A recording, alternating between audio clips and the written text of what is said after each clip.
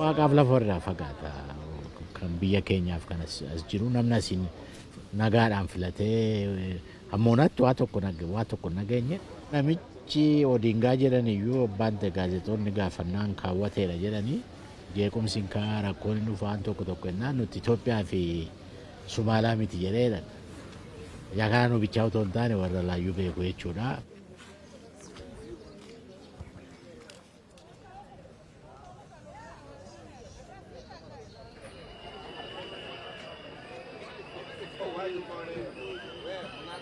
Filannoota ajjabuuf asitti argamtan kanaa fi kan Itoophiyaa akkamittiin wal bira qabdanii ilaaltume? Hunda jaala gaa'e waan tubattu Itoophiyaadhaan fa'aa wal bukkee keessa innaa ilaaltu namni nagaadhaan filatee gala. Namni asiifachi nama dhiibu hin jiru. Warri wattaaddaroonni mootummaas cal jedhanii malee qawwee baay'een argitu.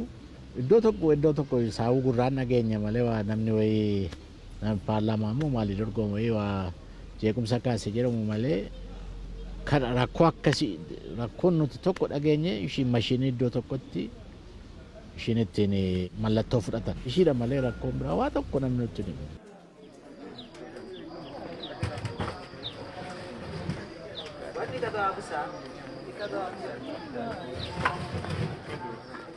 Sagaltamii torba malee biyya keenya keessa bar filannaan hin turre. Yeroo nugusaati qabee filannaa jennaa yeroo nugusaas yeroo dargiis yeroo yaadegis amma yeroo biltsiginnaas filannaadha jedhama malee akka filannaatti yeroo baay'een jiru. Amma isa darbe harki 55 amma harki 60 filannaa keessa turre. Paartileen biyya bulchuutu ofuma isaatii wajjin dorgome. Galmeen isaas immoo harka 100 keessaa harka 98 harka 99 jechuun filannaa miti. Fudhachuudha malee filannaa miti siigalee. Kanarra hunda caala immoo nagaa biyya sanatti fiduu hin dandeenye rakkoo biyya sanaa abjuu biyya sanaa fiduu hin dandeenye amma bare filannaa booddee garatti deemnaa maal taanaa inni lola keessa tures inni maal keessa tures garatti deemu wallaalee yeroo jirudha. Biyya sanaa biyyi suni karaa qaxxaamuraa gadhee gubbaa jirti jechuu kooti. Naa walitti nufu.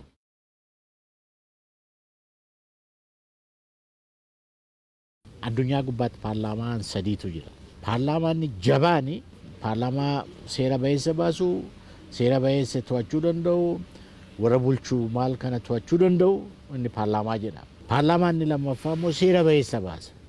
Seericha garuu hojiirra oolchuu hin danda'u. Paarlaamaan inni sadaffaa immoo warri faranjii tooking shooppii jetti. Dubbachuudhuma malee homtuu hin jiru. Kan Itoophiyaa garuu yeroo baay'ee isa sadaffaa sanaayyuu gadidha. Paarlaamaa jechuun bari iddootti mariidha. Iddootti mari'attu iddootti dubbattudha. Kan keenya isuma sadaffaa sanaa gadidha jechuudha. Dubbiinuma yoo akka ta'utti kan dubbachuu danda'u muummicha ministeeraa duwwaa. Muummicha ministeeraa malee warri kaan hin argitu miti akkatti paarlaamaa innaa warri Amaaraa fi paarlaamaan dura taa'an sun innaa isaan wal lolan hin argita miti. Ajandaa qabii lakkiisiin qabu nan dubbadha lakkiin dubbattu. Mootummaan Federaalaa Itoophiyaa fi TPLF marii biyyaalessaa gaggeessuuf qophiirra akka jiran ni himama. Mee kanarratti yaadni keessan maalidha? Marii calqabuun isaanii bayeessadha. Waliigaltee gochuu yaaluun isaanii bayeessadha. Lola dhaabuu yaaluun isaanii bayeessadha. Garuu wanti lama beekamuutu irra jira jechuudha. Tokko mootummaa fi isaan lola dhaabuu jechuun gara mariitti deemuu jechuun rakkoon biyya sanaa hiikamaa miti. Rakkoon bal'aan biyya sanaa Tigraay duwwaa miti jechuudha. Amma dachii bal'aan sabni bal'aan lola gadhee keessa jiru olaantummaan seeraa akka hin taanetti manca'ee badee jiru tokko Oromiyaadha. Rakkoo iddoo tokkootiin bichaa miti kan dhufe walqabateetu deemaa. Hoo hiikames wajjin hiikama biyyi sun hoo nagaa argattee laga ceetes wajjin ceetii hoo dhabdessi baduu dandeessi wajjin. Marii biyyaa waliigaltee biyyaa hunda hammatu. Hamma sanatti jarlachuu wal qabatanii yoo deemne mariin suni eessaan hunga'u biyya sanatti nagaan fidu karaa sana siyaasni biyya sanaa rakkoon isaa hiikkatee laga ce'a waan jedhuun qabu jechuudha. Jaa kana jarlachuu kanatti yaaduutu irra jira jechuudha.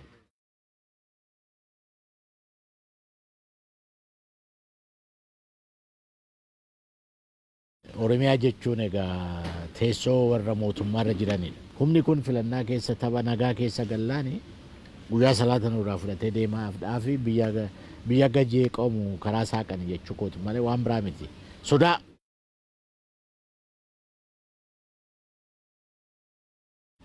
Qabsoon karaa nagaa tapha ofii qaba.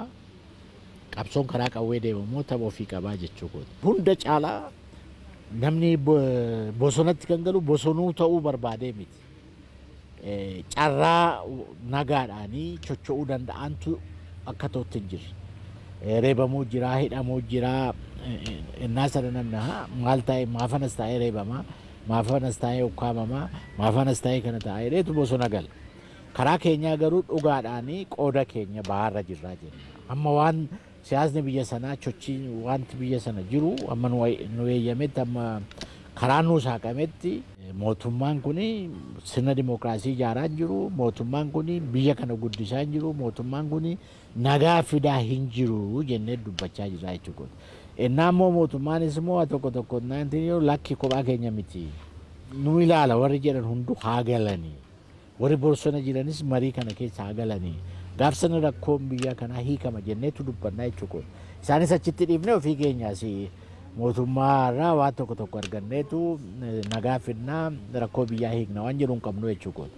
Namni yeroo baay'ee warra akkasii maal godhaa ni jedhu suni qabsoo keenyaaf bayeessa miti. Hamma dandeetti hundattuu himuu kan barbaadu namni waan hojjechuu danda'u hojjechuu danda'utu irra jira.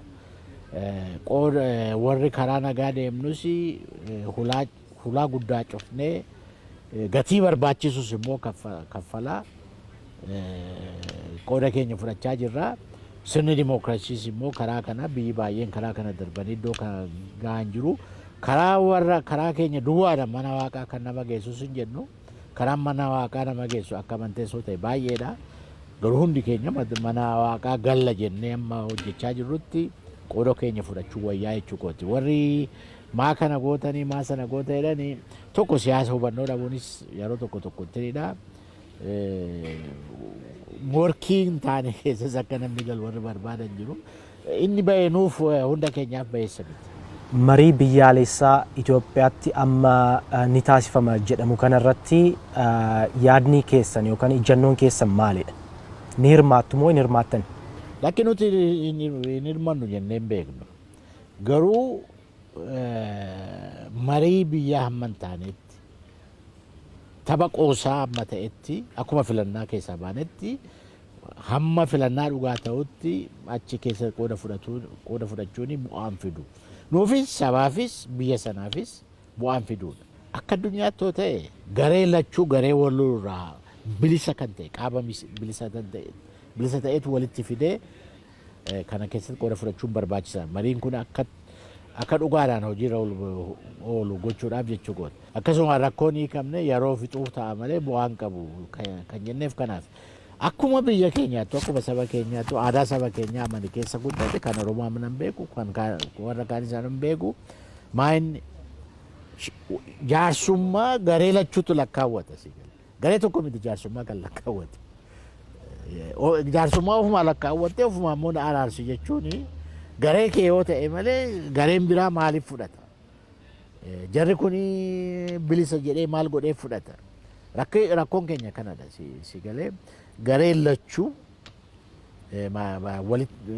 lakkaawwate walitti fiduu kan danda'u lafa kaawwachuu jira. Aadaadhuma keenya aadaa nuti ittiin jiraanne keessatti guddannee maal taane jechuudha. Inni kun lachuu miti. Lachuu jaan taane waggaa jaha booddee wal gaafachuu dandeenya. Waggaa tokko booddees wal gaafachuu dandeenya. Rakkoo biyya sanaa tasuma waan isaan hiikuudhaaf waan isaan gargaaran homtuun jiru akka kootti. Isaanittis warran beekutti hiriyoonni kochi keessa jiru warri beeku jira. Isaanis kanumanitti wanti hiiktan hin jiru. Akkasuma rakkatu jedhetti meera.